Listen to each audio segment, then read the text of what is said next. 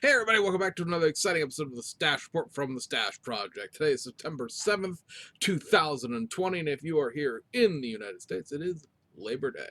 So perhaps you are on a 3-day weekend. Perhaps not. Depends on your job. We're off today. Actually, I am off this week. I took this week, I had 4 days of vacation left this year, and I decided to go ahead and take them this week, try to get the kiddos situated with their online learning fully. Last week was, just a dumpster fire because it's the first week and nobody knew what was going on. So the second week, we're hoping things get sort of smoothed over, so that as we progress through the rest of this month and perhaps actually go back to physical school next month, it's a little less dependent on somebody being, you know, standing there waiting for something to crash. I will say that our internet connection has been very good. The schools, however, has been, I don't know what all my property taxes are paying for, but it's clearly not a good internet connection on the school's part. At any rate, we have quite the show for you this week because last week, of course, was the big announcement from Revell that they're still making model kits in the United States. This week, the Japanese folks were like, hey, hold my beer. It's the end of the year. You've got fourth quarter kits to talk about.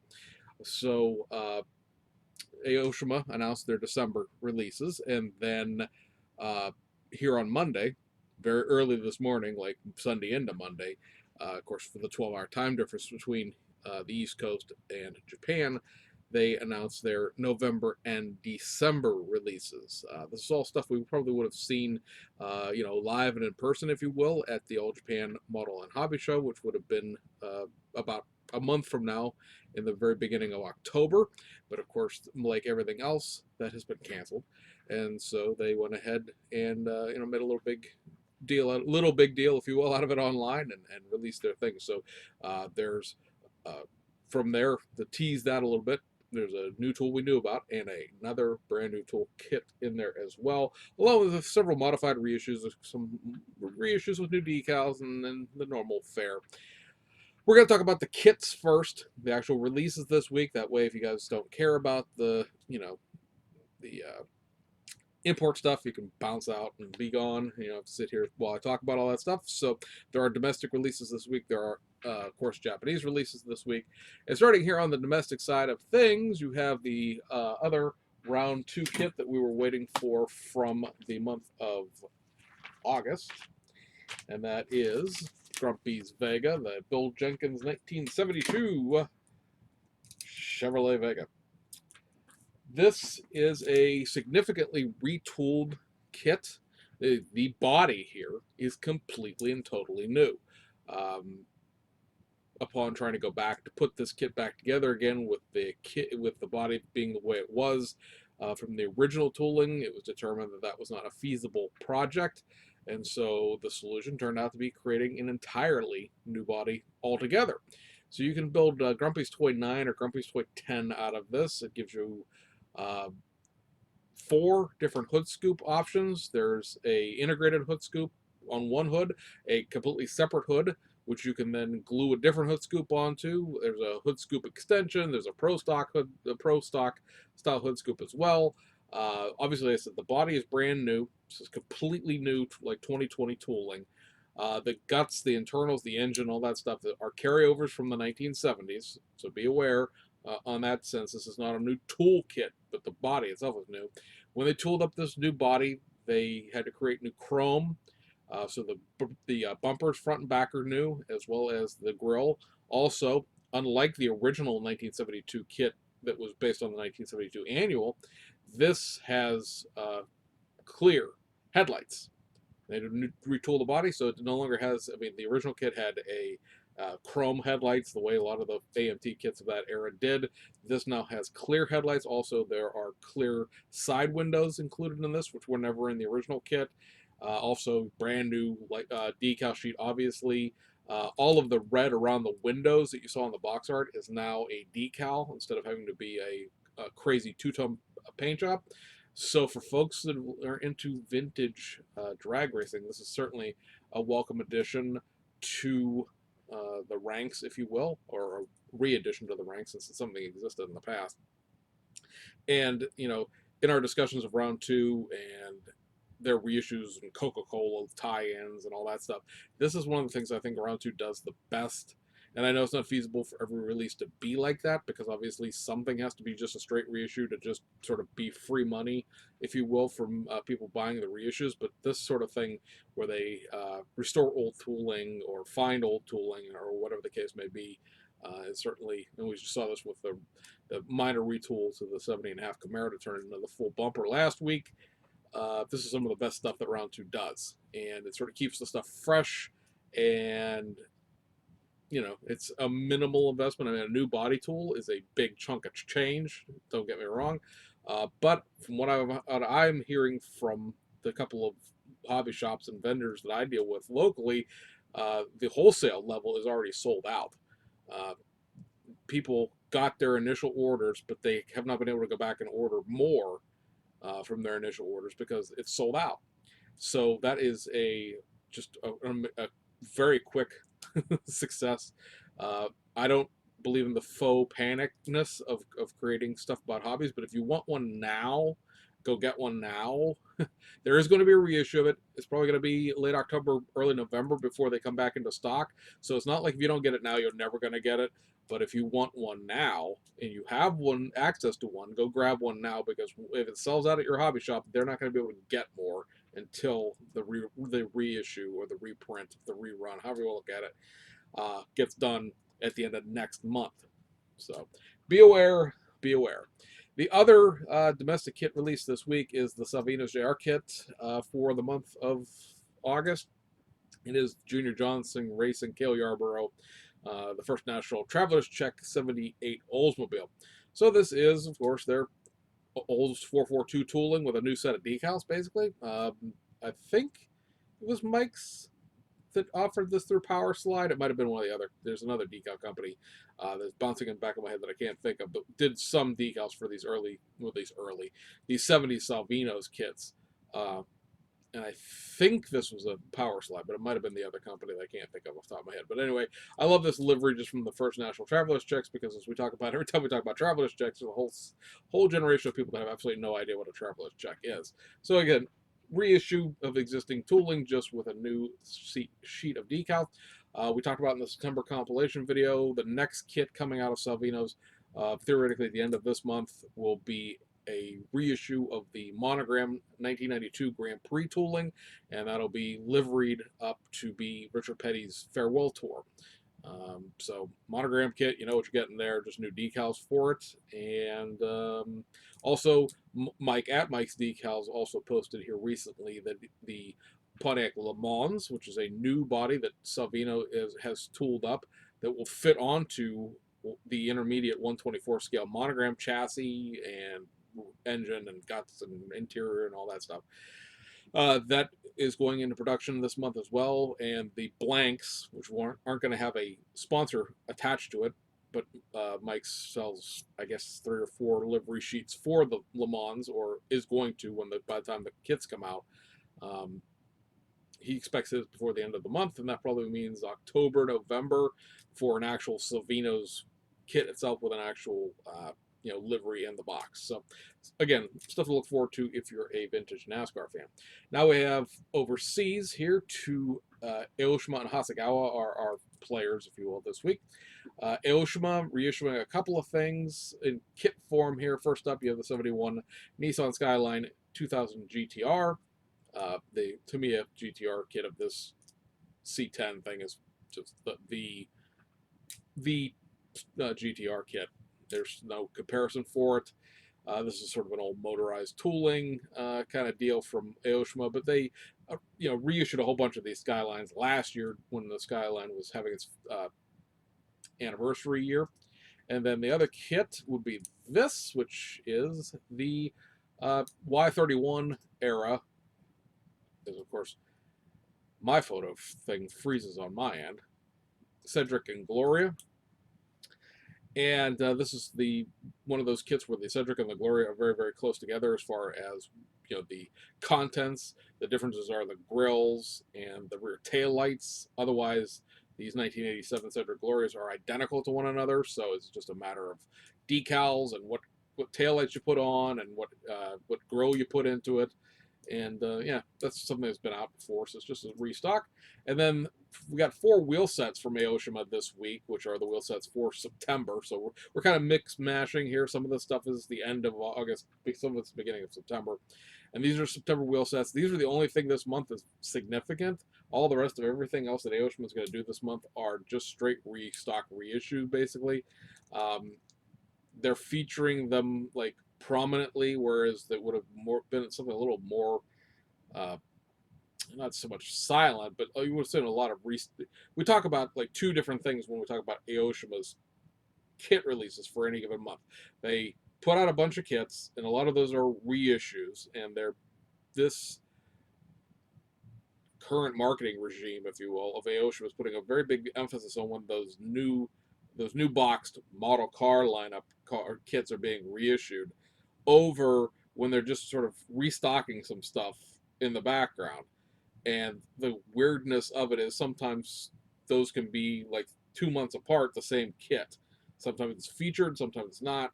At any rate, this month, as far as September goes, all of the featured kits are just reissues of things that have been done before. And the only significant thing, if you want to consider this significant, are these wheel sets, because these are another set of 4 wheels that are specific to the kits they were issued to and have never been released just as wheel sets. You had to always buy a model kit to get the wheels out of it. So on the 18-inch wheel sets, we have these Enkei Racing Revolution RS05RRs, which come out of the Rocket Bunny Toyota 86 Enkei Racing, the red box art car, and then you have these Volk Racing G25s, which come out of the Toyota 86 GT Gretty racing version, which is, of course, the black box art car. And then you have a couple of VIP wheels. First up, you have the Zauber Dish Stitch wheels, 17-inch wheel sets. These were on a Nissan President or a Nissan Seaman. I can't remember which one it is. The cars are basically the same, one and the same, uh, as far as a late 1980s VIP car that was released. Has some new tool parts to it about 2 years ago. And then the other one are this Work Gnosis CV203s, which were from a Toyota Crown Royal that was released about, again, 2-3 years ago. Uh, and again, same sort of principle. All of those wheels, that's a 19-inch set of wheels, all were specific to model kits, were not released as wheel sets outside of them until now. So if you've liked those wheels but didn't want to pay $25 to $35 for a model kit, now you don't have to. Those wheel sets usually retail out of Japan for about $7.50. They're usually about $10-11 over here.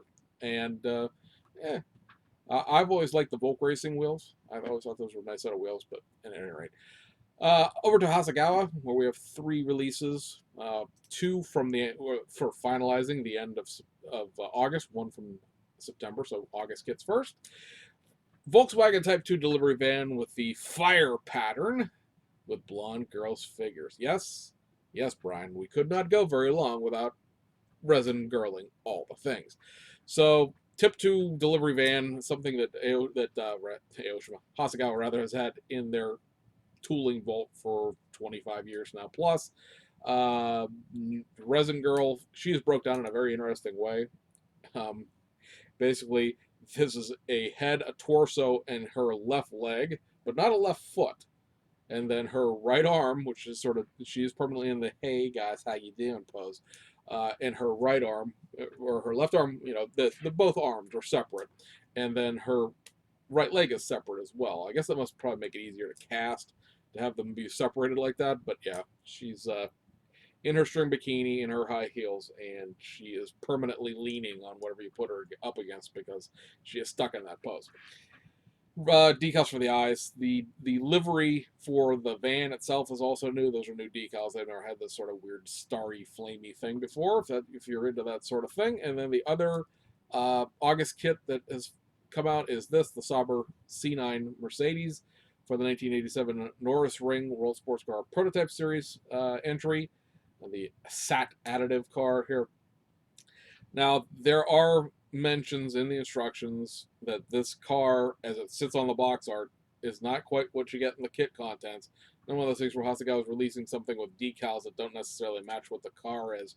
I think the big difference here is the exhausts are not quite the right exhaust ports and style for the kit content, because the kit itself is for the 80 what 88 C9, and so this was the 87 was sort of the prototype season before it went on and basically just curb stomp the entire world of Group C that one year.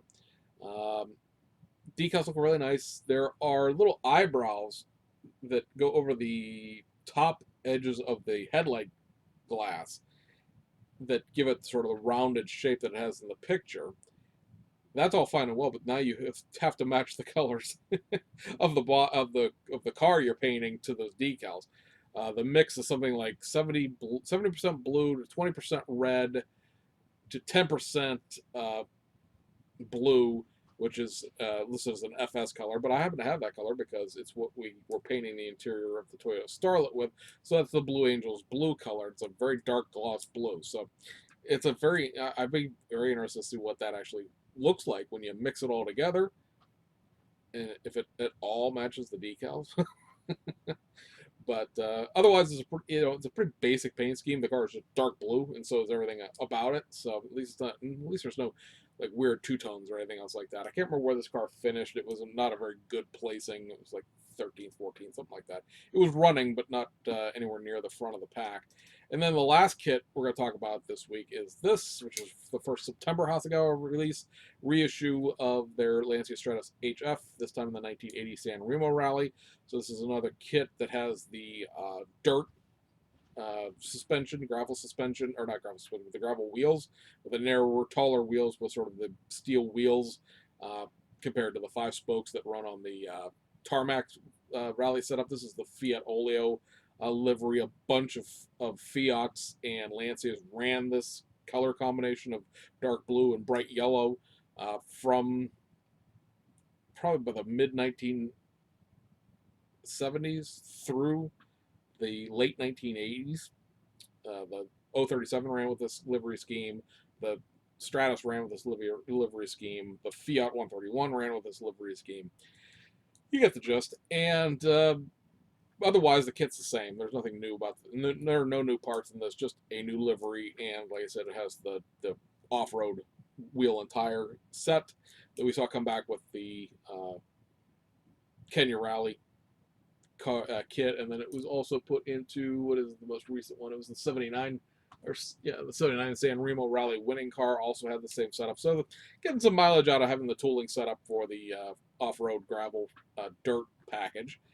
And the decals on this split up in a really weird way because like they have you paint part of the car blue, but part of the car yellow. Some of the decals are blue, some of the decals are yellow. It's just very, to me, disjointed. I'm sure it makes a lot of sense if you're sitting there looking at it in person compared to a picture online. But the way they decided to two-tone this and do the decals is very, like I said, very disjointing and very weird. Like you paint the front end of the car yellow, but the hood, or well, not really the hood because the engine's in the rear of those, but the bonnet, if you will, is a decal. The roof is partially painted white, partially a decal. If you've seen a Lancia Stratos, the engine covers are sort of louvered, and that is a part is a decal, also partially painted. You paint the whole back of the car blue, parts of the side are yellow decals. It's just, again, I would have rather had it been one way or the other. This is a tritone car. It's yellow, it's blue with a white roof.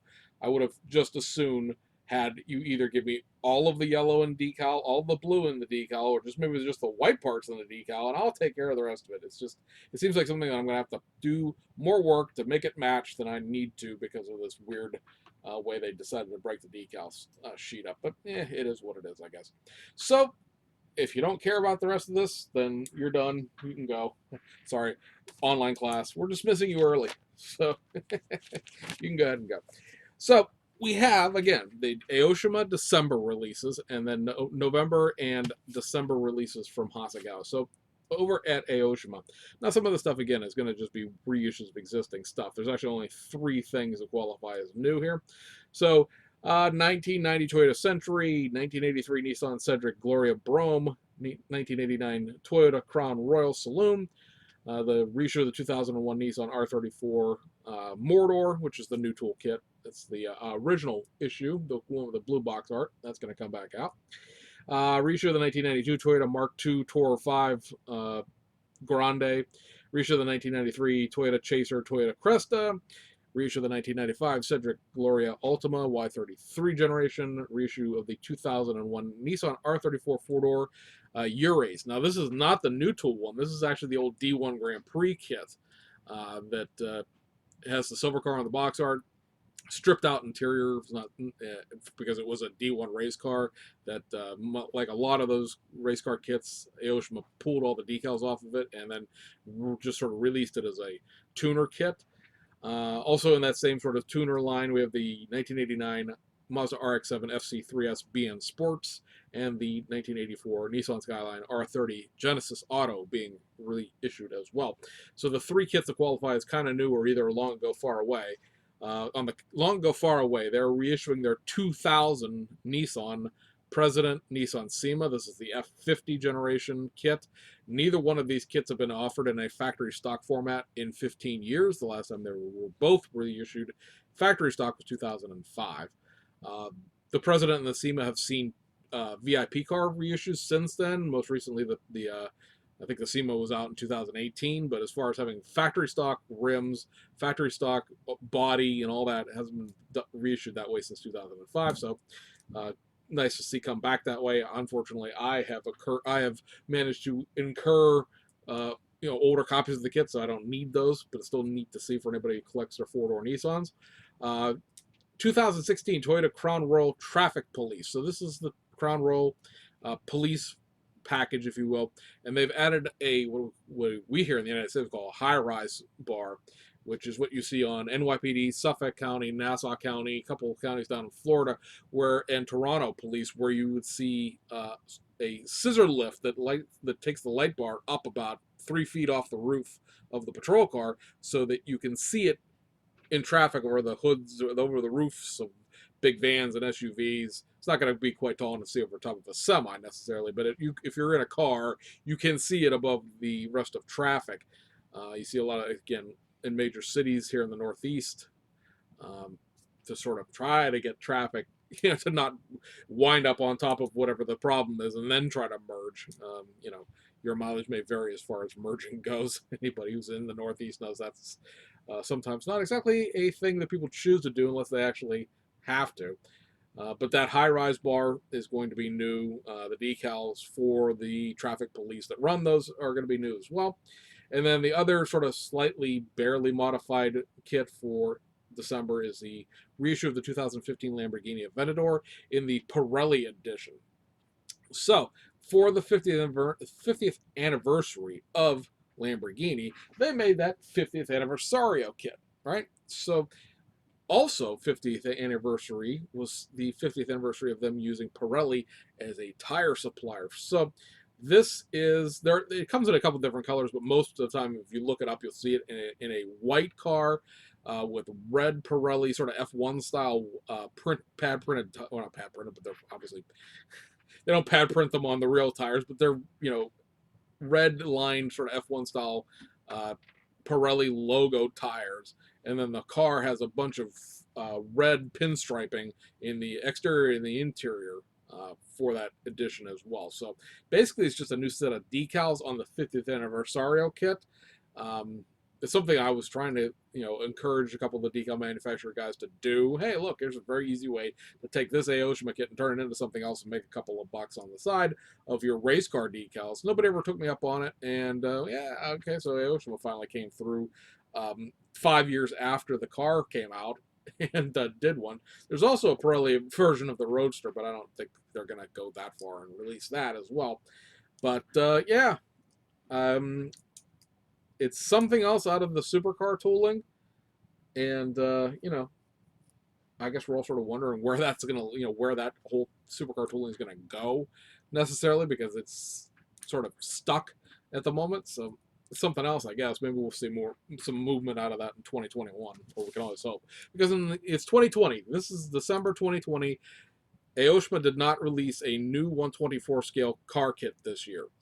There was the Urace version of the new tool R34 Mordor, but that was announced actually in fall of 2019. It just had production delays to not be reissued or not be released until a couple months ago.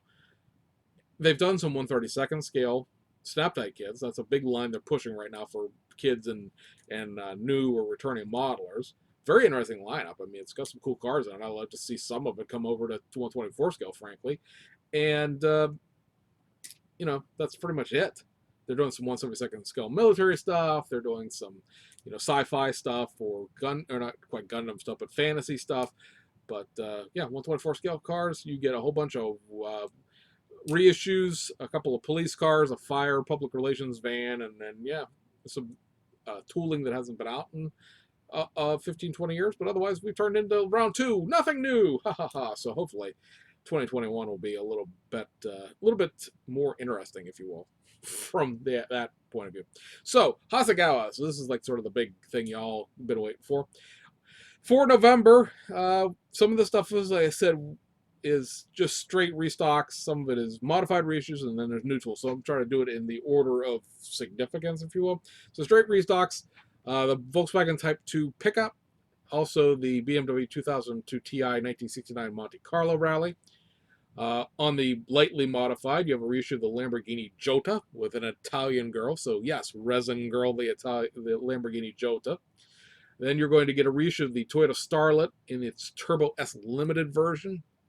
Pretty much all of the parts for that are already in the tools for the 3 versions that we've gotten out. This is going to add a resin cast Momo genuine leather, which is funny because it's resin. Steering wheel, that's going to be the only new part to that. It also has a new decal sheet. If you go into Wikipedia and you look up Toyota Starlet and you look up the EP71 generation of the car, there's going to be a charcoal gray car with silver decals sitting there as the placeholder on Wikipedia as a representation of what the EP71 Starlet looks like. That's what this is. So they're making the car from Wikipedia. Then you're going to get a reissue of the Toyota Celica 1600 GT. They're listing it as being Macau Grand Prix. That would be the Ghia race of Macau, because the Macau Grand Prix is an open wheel race.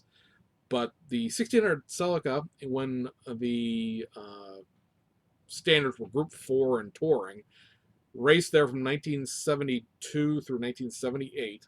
And it won the race in 73, 74, 75, and 78. So it is a very significant car to that race in the early 1970s. I would imagine the problem why this has never been done and why there aren't a whole bunch of decals for this kit laying around is because there's not a lot of pictures of those, good clear pictures you need all the way around the car to make decals. So I'm very interested to see because there's just says now printing on the whole placeholder. I'm very interested to see what livery it is they're coming up with for this, because like I said, there's 4 winning cars they can pick from. There's several other podium cars they can pick from. I hope they don't just randomly some 8th place car that didn't finish kind of thing, but we'll see. Then we go on to significantly modified, and we have the Mitsubishi Lancer.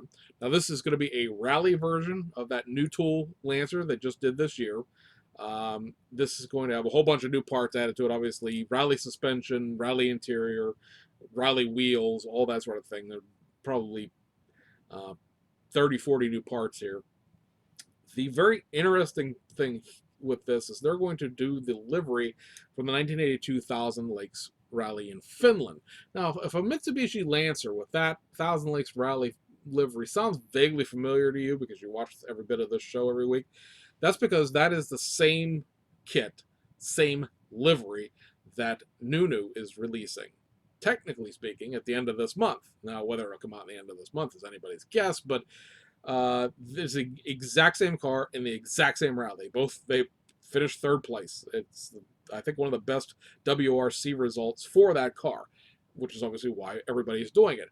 Now, Nunu modified their existing Lancer rally, the one that came out as the Advan rally, with like new bumpers, new wheels, some other additional parts. It's probably like 15, 20 new parts in it. And then, of course, we're seeing a major conversion out of Hasegawa for this. Talking to some folks overseas in Japan, it's seen as a positive development. A lot of people are thinking that even if you don't build the rally car out of it, you could build some sort of like street custom version of the rally car, and then order the parts runner that has the right-hand drive dash components, and then build like a street car out of it that way. Now, ordering parts runners for us here in the United States doesn't exist. That's not a service. But in Japan, if you ever looked at the back of a instruction sheet, let me grab this kit right here. You can usually for a couple hundred yen, which is a couple of bucks, buy supplemental parts runners. And let me get off this screen so I can see the camera. Yeah, right down here at the bottom of this. Here it is, right here. There's this coupon right here that is. Let me try some. Let me get it out of the light. So that A, B, C, D, E, F, G, that's the part runner or the runner name, and then you see 700 yen, 500 yen, 700 yen. That's like basically $7, $5, $7, whatever. You can buy the entire parts runner. Buy the body, you can buy the decals, you can buy the wheels, the tires. You can buy pretty much all of the kit piecemeal if you want to, which is great because it saves them, from sending out individual pieces. I guess just buy the whole new parts runner if you break something. But again, that's not something that's offered in the United States. I mean, I guess if you had a good Japanese friend who could ship you the stuff, which of course right now he couldn't because there's no mail between the United States and Japan still. It's certainly an option for them, and I can certainly see where within the Japanese market, people are going to lean towards Hasegawa before they buy the import kit from Nunu. Also, Hasegawa's going to do a PE set with that as well, so there's that. And then also significantly modified Nissan Bluebird SSR. This is going to be an actual rally car. The SSR is a factory prep rally, street legal rally car. Basically, we talked about that when the kit was released. This is adding rally seats, the rally computer, rally wheels, and this will represent the 1988 All Japan Rally Championship car. So this will be driven by the car that won the championship for that rally series that year. And then brand new tool, one that we probably didn't see coming necessarily, but it's been in the works longer because the part number is one lower than the new tool that we knew about. I can see why you would want to keep this undercover until the last minute. R32 GTR Nismo. So a lot of people were like, "Oh, good gravy! What the world are we doing with a R32 tool?" You're sort of the last one to the party. You got the Tamiya kit, you have a Fujimi kit, you have an Aoshima kit. Now the Aoshima kit is pretty bad. It's on a motorized chassis. The Fujimi kit's it's riding on sort of a universal chassis. The problem with Fujimi's GTRs are it's a universal sort of Nissan chassis, although it's really a universal straight six chassis. It's rear-wheel drive. Fujimi's GTRs are not all-wheel drive like the real cars are. And then, of course, Tamiya's kit is the venerable R32 GTR, but it's also 31 years old at this point.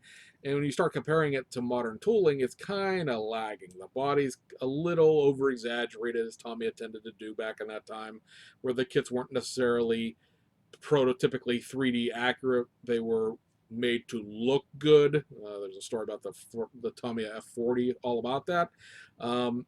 And then the interior is basically an upside down butter dish and one piece glass. The hood is clear. Yeah, it's got an engine, but you got to paint a clear hood for that. And so an all new curbside kit that's accurate, very, very cool. And this will be, you can tell by the 3D scans of the interior, will be the basis for a Group A Japanese touring car style chassis. Car ran at Spa, car ran in Macau, car ran in GT, car ran actually in a couple other touring series as well. Obviously, just again curb stomping. Bad terminology, I realize, but curb stomping JTC for 5 years in a row, from 1990 through 1991 to 3, so 4 years in a row. Lots of liveries to do. Calsonic, a popular request, but Reebok would probably be the one I would want from 1991. That car's decals have never been done for some reason. It was a championship car. So we'll see where that goes. The Nismo specifically was a 500 run, top of the line GTR done in 1990 to homologate the car to Group A specs. So there's that. Into December, where you have on the straight reissues, Nissan Skyline R31 Nismo, Lamborghini Miura SV with the PE, so this is the one with the 50-piece PE girls. Also the Leighton House 962C, which is a fun one-off car that ran mostly in World Sports Car Prototype Series, but is patterned after the car as it stopped in Japan on the World Sports Car Prototype Series. Mitsubishi Galant GTO 2000 GSR getting reissued with, it's been reissued, done a bunch of times as kits, reissued with a window resin set of rear window louvers, and now it's going to have a resin chin spoiler added. So 2 pieces of resin, chin spoiler and the rear windows. Reissue of their sort of new tool from about a year and a half ago now, Nissan R92 CP Group C car with the Italia livery from the 1993 1,000 kilometers of Suzuka, and that is the winning car for that race. Reissue of their Nissan R89, and it's a Japanese sports car version, not the Le Mans version, super detail kit. So this kit exists. It came out in 1990. It has a white metal engine, a white metal transaxle, white metal wing, white metal just engine compartment, PE rear suspension, PE engine compartment details. And it's going to cost you over $100. I've seen it under $100 at HLJ on pre-order, but that is an expensive model kit. It puts an engine into a curbside model. There's a bunch of extra parts in there to sort of do that, along with all the white metal and PE. So if you want one, yeah, it's a pricey one, but it's also something that has never been reissued, as far as I could tell, from that one run in 1990 when it was called the High Tech series. Reissue of the Volkswagen Type 2 microbus with a Moon Eyes tie-in, so new decals and the addition or whatever, how you want to consider it to be, of those metal wheel discs that they put in the Moon Eyes kits. And then the Kubelwagen, venerable Kubelwagen, gets another reissue with the float wheels. I may recall it's coming out in September with the Claire Frost Eggplant Girls resin girl figure. This is going to have a blonde girl resin figure. So yes, we will resin girl all the things in December as well. This is quite interesting looking. You may recall the Kubelwagen that came out with the blonde girl in the German Nazi uniform that was a little too Nazi fetish for probably pretty much anyone's tastes. This doesn't look like it's going to be any better. It looks possibly even worse in terms of what the sculpt design looks like. So I'll be interested to see what that actually looks like in real life when that kit comes out. Reissue the Suzuki Jimny, and they're calling this one the ski version. This is going to have the ski rack, or the ski career, because they misspelled carrier, the ski career, along with the 2 male and 2 female plastic figures that are actually from the Lancia Delta. You guys who actually got reissued last year, the Lancia Delta is where that comes from. I guess the ski rack must be positionable in a way that it fits the Suzuki Hustler, or the Jimny, because I don't see where it says it's a new carrier. It looks like it's just the old one from the Lancia thrown on top of the Jimny. So it's basically those pieces and parts added to the Jimny kit. And then the other new tool kit, which we did know about because they mentioned it a few weeks ago at that Suzuka Hobby Symposium. Easy for me to say. You should try it. That is going to be the Toyota Supra 3.0 GT Turbo. So this is also a curbside kit. Also replaces a almost equally old Tamiya kit, if you want to call it replacing. Fujimi's kit's been nominally worse than the Tamiya one. They're both the same age. They're both from 1987, so they're 32 or 33 years old at this point. Both of them are, curbside, motorized, very, very, very basic. This is going to be 114 parts, with an interior that builds like normal, side door panel, side panel, or what I call door cards, and all of that stuff. Not seeing any 3D renders of the interior, but I personally would be very disappointed if it doesn't turn also into a Group A race car, because the 1987 Minolta Group A race car that Tamiya did back in the day has never been reissued. They just reissued the street car here a few months ago, but that race car hasn't been reissued. And trying to find one of those race cars, even with just decals that are like that look like they've been burnt on a stake, still that kit runs $50-$60 in Japan, where there's plenty of them floating around, because clearly they're on auction almost every week. Those are ridiculously expensive for some reason, because it never was reissued. It was never ever run. It was basically, I think, 2 or 3 years it was out. The production run ended, and that was it. There's a Group A version of the Fujimi kit, but it doesn't actually even have a full entire roll cage in it. So Would love to see them do that. Another car that ran at Macau, ran at Spa, ran in just East European touring in general with the Bastos livery. This is pretty famous. I know Fujimi won't, or Hasegawa won't do that because it's a tobacco livery, but the aftermarket exists. And they'll cover it. Yeah, love to see that turn into a race car because it's sort of a glaring gap that doesn't exist. Like the kit exists. There's two versions of that kit that exist, but they're both so compared to anything made after them. I mean, if you take a look at the Group A Supra and the Group A GTR, like we could sit here and argue about whether or not there should be another R32 GTR kit made, but it is substantially better than this Supra was. The 2 or 3 year difference between those two kits manufacturing is wildly evident if you sit there and just compare the two kits side by side.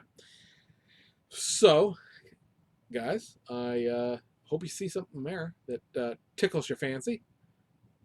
A few things. I think I reserved 6 of those items. You probably can guess which 6, just based on on knowing me, if you know me well enough. And I hope everybody had a great weekend. If you had a 3-day weekend, I hope it was a good one. And see you guys on the other side.